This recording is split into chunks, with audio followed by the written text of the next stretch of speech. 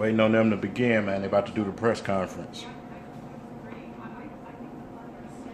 They always late.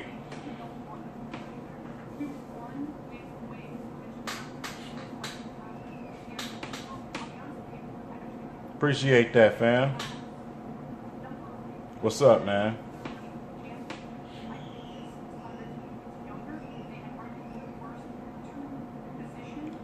Yeah, man. I appreciate you coming in too, man. I'm trying to enjoy my off days too.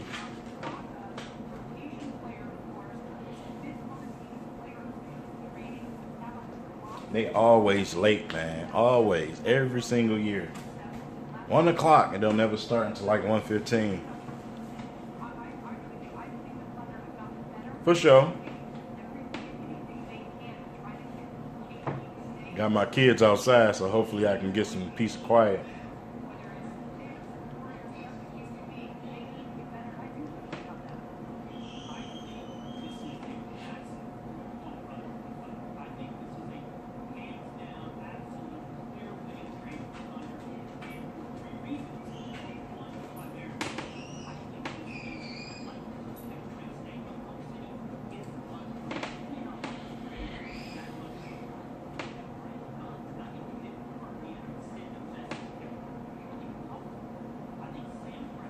I wish they would come on.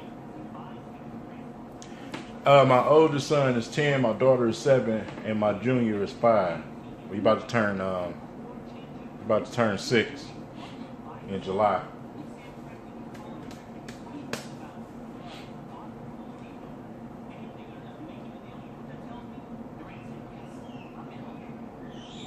Uh, 25th.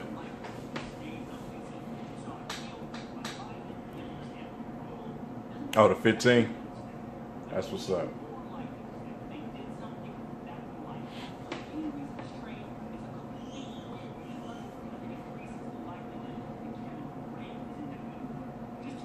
Yup, here we go.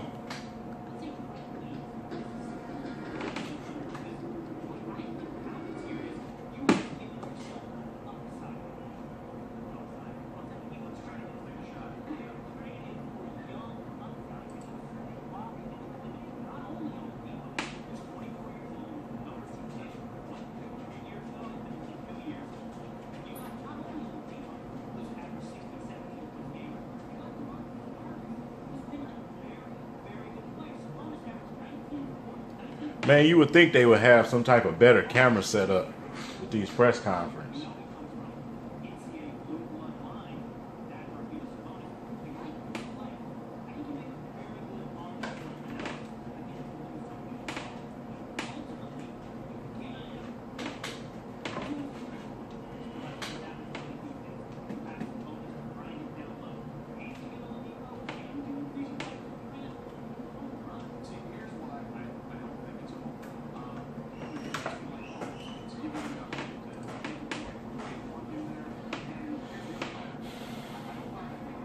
Man, in a minute you can have this mud, man. I'm about to get a new one.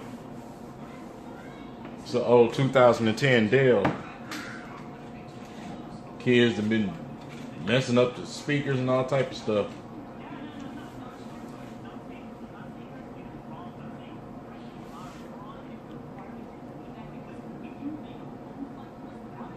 I'm watching.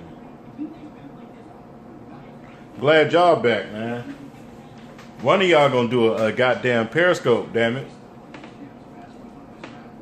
Who is that?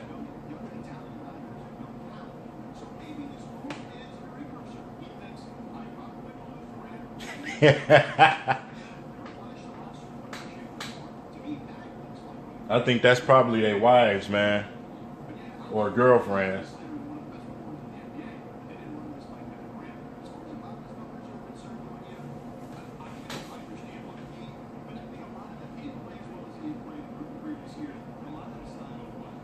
I wonder what type of questions Vincent Elliott, little bald head ass, gonna ask.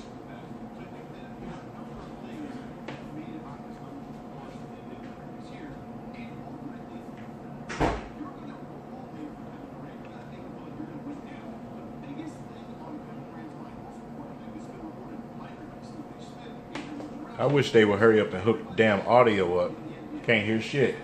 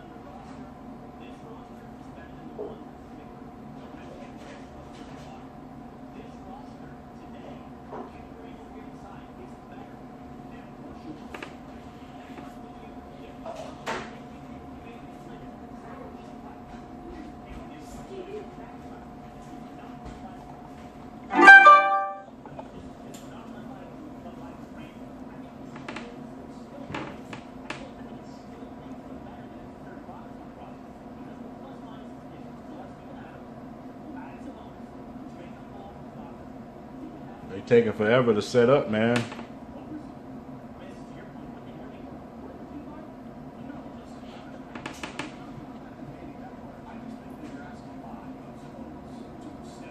Who Vince got a smart ass mouth, man.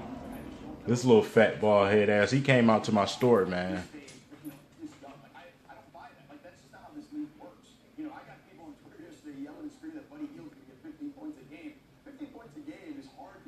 Motherfucker only about like 5 feet tall.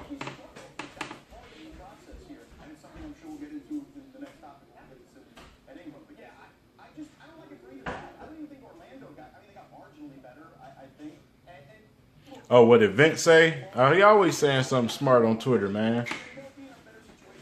If you comment on his stuff.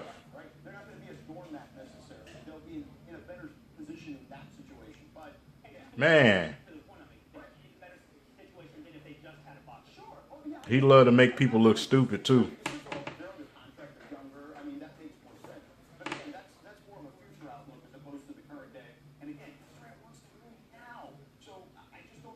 Yeah, you do. Man, come on.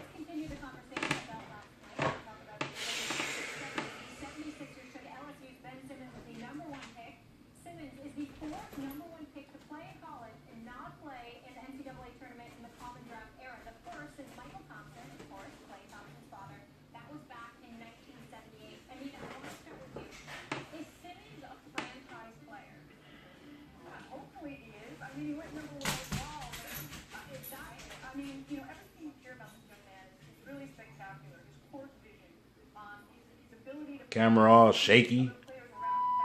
Up, here we go.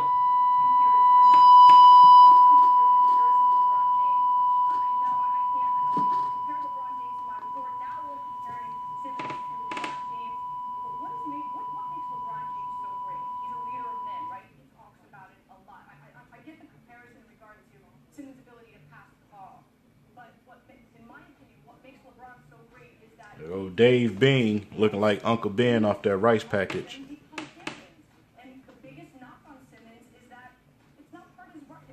Mr. Peanut.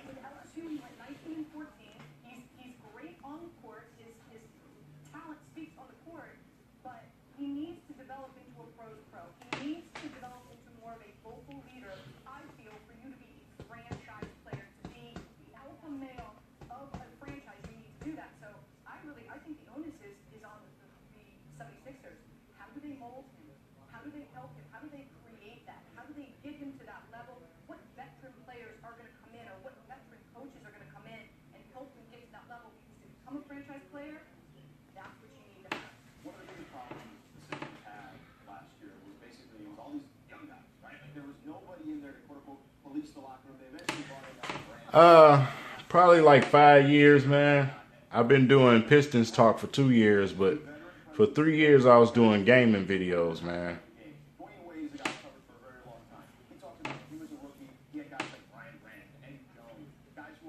My old YouTube channel used to be called King Gaming. I used to do a lot of Black Ops, NBA, 2K. Mostly the main two things I did was NBA 2K and Black Ops.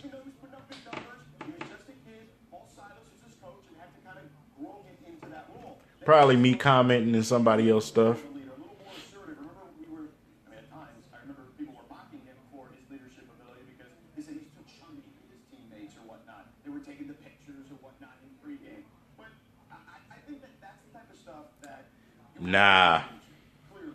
Nah, I don't think so, Chief.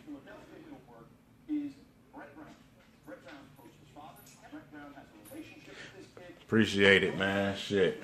You know, I at one time I wasn't considering trying to get Seth Curry, man. I seen Seth Curry playing at the end of the season last season. His game is starting to break out a little bit. Marcus Morris a beast anyway. I was posting his workouts last summer before the season, man. Him and his brother be putting in work, man. Here they go. About damn time.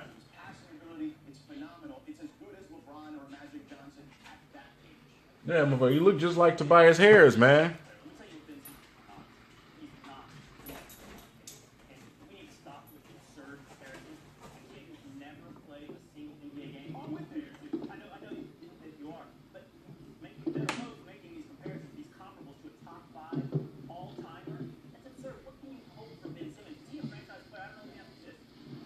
He looked like All right, welcome everyone.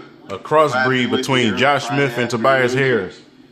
Let you have your first look at two new additions to the Detroit Pistons organization. Can y'all hear? Last night's draft is every year's draft is an opportunity to add new elements and new people.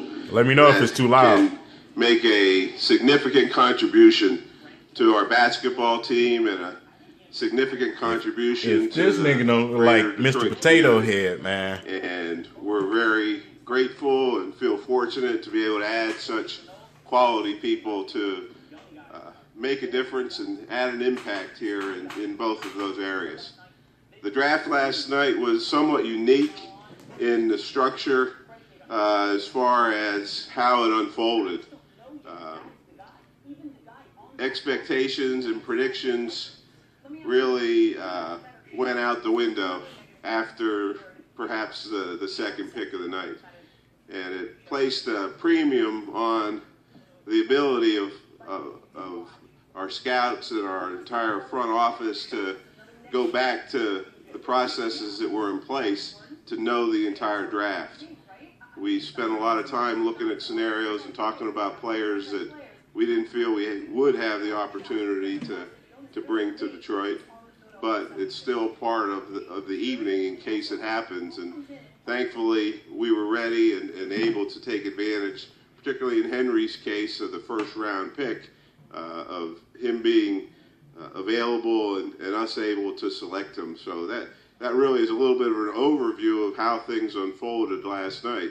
And in Michael's case, we had expectations of him as a first-round pick, someone that we've watched a long time over many games in a variety of settings, and we felt very fortunate to have a young man with his experiences and his talent level and that word that you heard last night over and over again as versatility.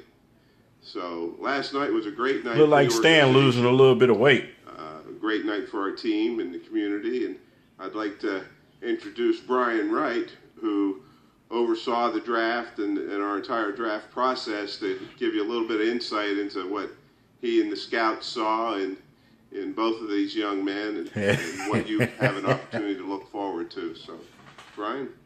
Thank you, Jeff.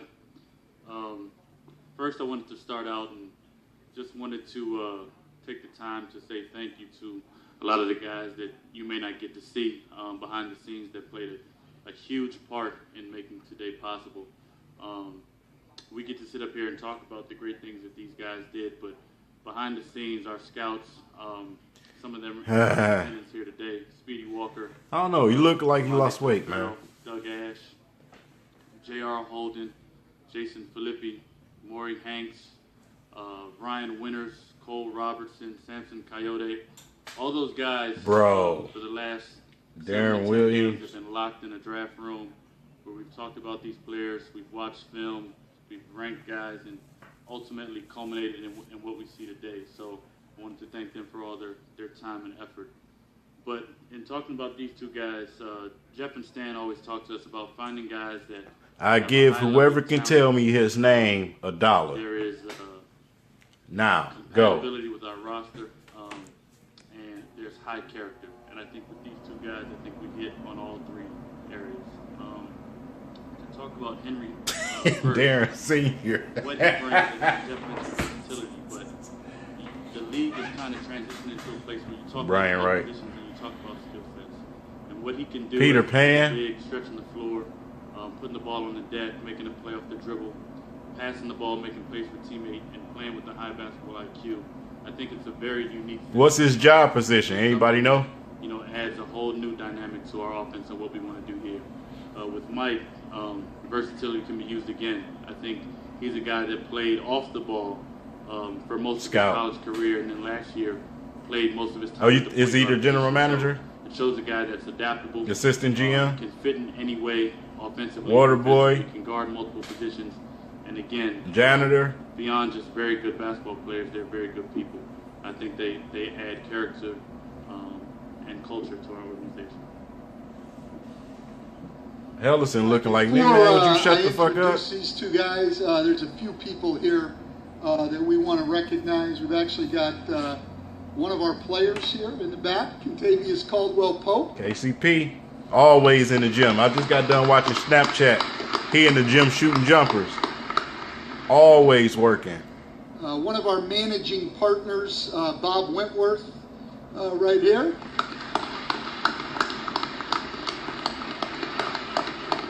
Our CEO right next to him, Dennis Mannion.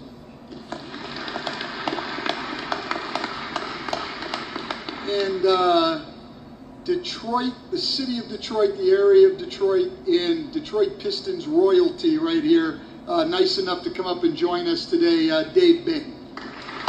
Dave Bing, the Planter's Peanut Man.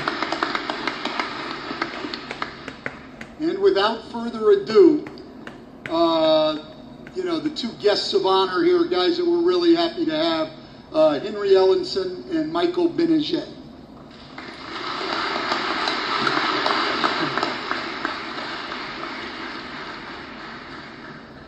Well, first off, I just want to say I'm real excited to be part of the Detroit Pistons. Last night, my dream came true of being able to play in the NBA, and so this is a special time for me and my family.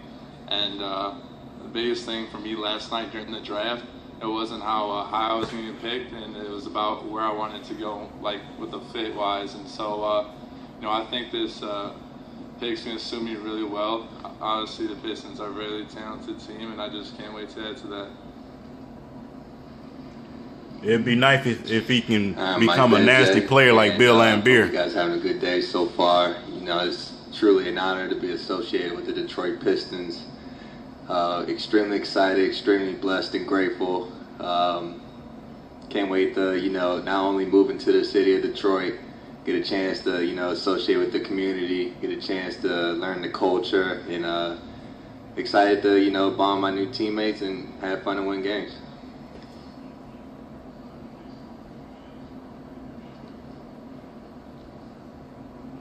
At least they ain't wearing no damn pink suit jacket like Stanley Johnson ass was, man. Stanley Johnson, I don't know what the fuck he had on. And the Pistons had you ranked top 10 in the draft. Did you feel like while you were sitting there, was there something going on, or you just felt like the best fit for you would be going to come to Detroit?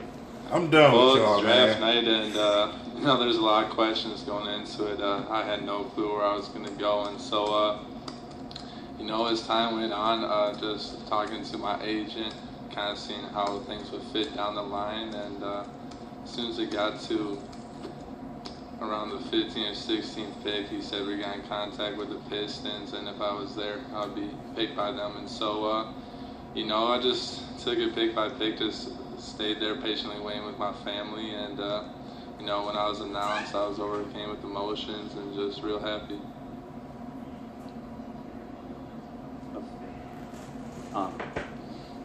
Last night you said that you imagined this would be a good fit for you, but I wondered, since it ended, since you had time to let it soak in, have you talked to people, your agent, maybe your college coach, other people, where the fit became a little bit more of a vision for you and you feel even more comfortable with it?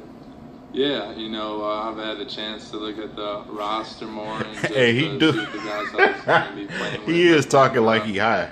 I can add some versatility to the fourth spot, and there's a team last year who made the 8th seed in the playoffs. Yep, 18 and 8. Young talent, and that's a fun group to be able to play with. And so, I'm just real excited to get things going. For both guys, just how much of the season last year were you able to watch? Of course, it's during your college season, but how much of it and the Pistons overcoming the losing that they had in previous seasons and making it to the playoffs? And how excited are you to be joining a playoff team? First of all, it was nice just to see them overcome adversity. It was kind of similar to my year at Syracuse. having an up and down regular season and then making a strong run in the tournament. I think the Pistons going into the playoffs really had to battle, to get that A seed, and it just shows the character and personnel they have on the team. Yeah, he possibly could this year. Like he said, kind of said better, just how they fought towards the end and have some real talented guys. Michael, you guys were a 2-3 zone team, but talking to Brian last night, they saw you play with the national team and saw your foot speed, your ability to get your hands in passing lanes. Just kind of talk about playing the zone and then conversely being able to be a good one-on-one defender. There's a lot of misconceptions with the zone. A lot of teams in college basketball run 2-3 zone. I think what makes Syracuse zone more effective is obviously the length that we have, but you have to have good defensive players to still move your feet and keep people in front. And that's something that I definitely pride myself on, and hopefully it will carry over. That was a smart answer, to be honest. Mike, what is your schedule sort of going to be like this summer with the Olympics and so forth, and how much are you looking forward to that? Definitely looking forward to it. Right now it's not 100% known if I'm going to do it or not, but I want to do it, and probably will start after Summer League in Orlando.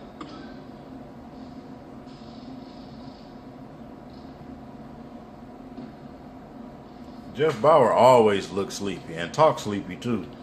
Stan, we talked a lot this year about the young core, top 6 players were 26 or younger, 4 of them 23 or younger. I'm wondering if 24 hours ago you would felt confident that you could say that the 18th pick you would comfortably be a part of that, and how much different you might feel today about that. I'm gonna lead y'all to this for a second. Wifey, you pull it always up, go man. into the draft, you're prepared, you don't know exactly who you're going to take. I think one of the things, Brian talked about them as players, but and their character.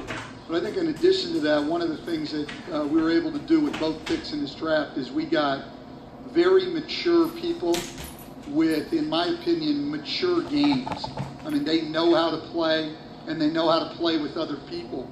So I think that gives them a chance to adjust more quickly than some other guys. These aren't 2 wild guys who are just getting by on athletic ability. These are 2 good basketball players, and that's what I'm excited about. How quickly they're able to, get on the floor and play, that's yet to be determined.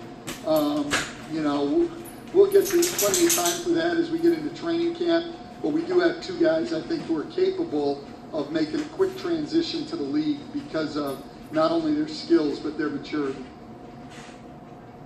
Michael, can you speak to your transition to playing ball handler and being a facilitator? That wasn't the primary position for you, but you had a year being able to do that in a major program. How do you think that'll be able to translate to playing on the professional level in that same role? Yeah, ball handling in general, just being able to handle the ball regardless of any position, I think makes you a valuable asset on the court. For me, it was a process after transferring from Duke my freshman year, where I was strictly a wing player, didn't really handle the ball much.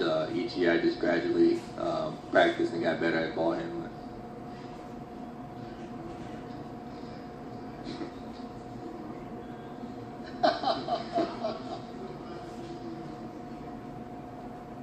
This is smells.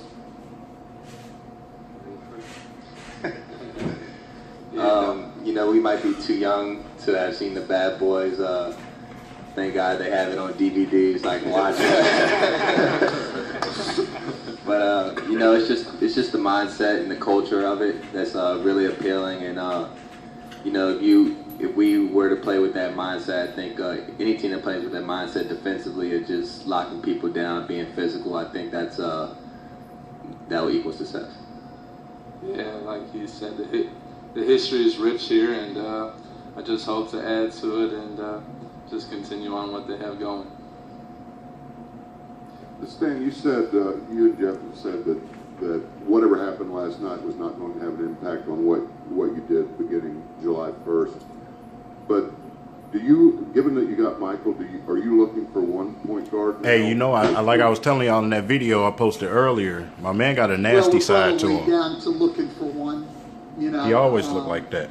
that's something that we have to talk. So it might be a minor tweak in what we did, but yeah, we do think that these guys clearly will fit into what we're doing. It's just a matter of, are they going to be in your top 8 or 9, or are they going to be in that next group? But it's two guys we really like. But I think our two major off-season priorities in terms of free agency remain the same. So nothing's really changed there. And we said that going into the draft. So, I think these guys, like I said, are capable of being ready to play earlier, but we do have people, established people ahead of them, and I don't think there's a great pressure on them to have to come in and play right away. So it's probably a good thing.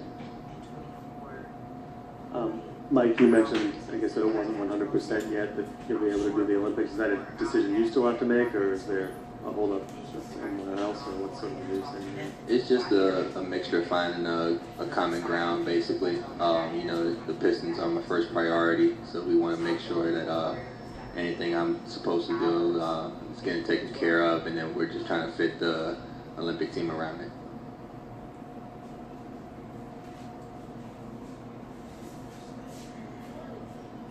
Stan and Jeff, along the same lines of Dave's question on point guard, with Henry's ability to play some 5, could he save you a roster spot by not having to have a true number 3 center?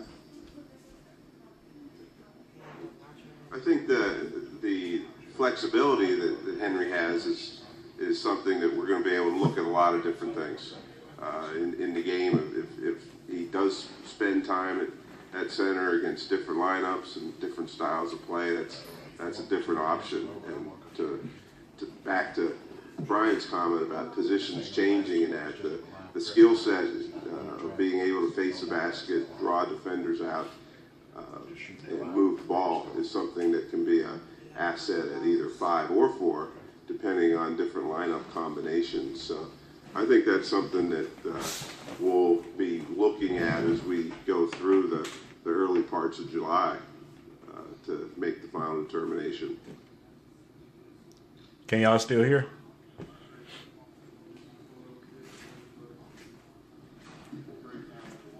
What, you want to say hi?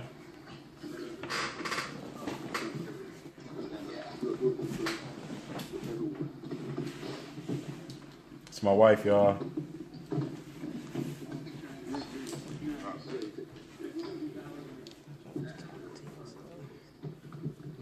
No, I'm on Periscope. They said hello.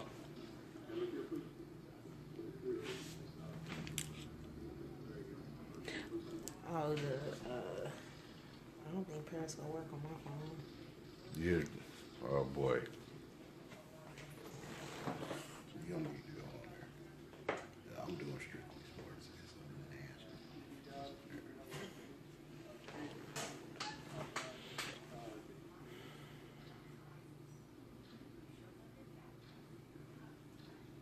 At least they ain't got no goofy ass numbers. 8 and 9 ain't that bad. They still should have selected Kane. Did they say why they didn't select him? Sure. Better. All right, y'all. There y'all go. That's the press conference. I'm getting ready to wrap this one up, and I'm gonna post this on YouTube. Save it to my gallery. I'm gonna put this one on YouTube so y'all can rewatch it. Hopefully YouTube don't act gay as hell and try to block it. You got a lot more to go, so don't worry. Yeah, he can play. He played point guard the whole season last season at Syracuse. So that's what he's gonna do. He's gonna play some backup point guard. Yeah, he should be straight, man. So I'm gonna put this on YouTube, man, so y'all can rewatch it if y'all think y'all missed something or something like that. And I'll be back on Periscope in a little while. About to spend some time with wifey, man. I'll catch y'all later.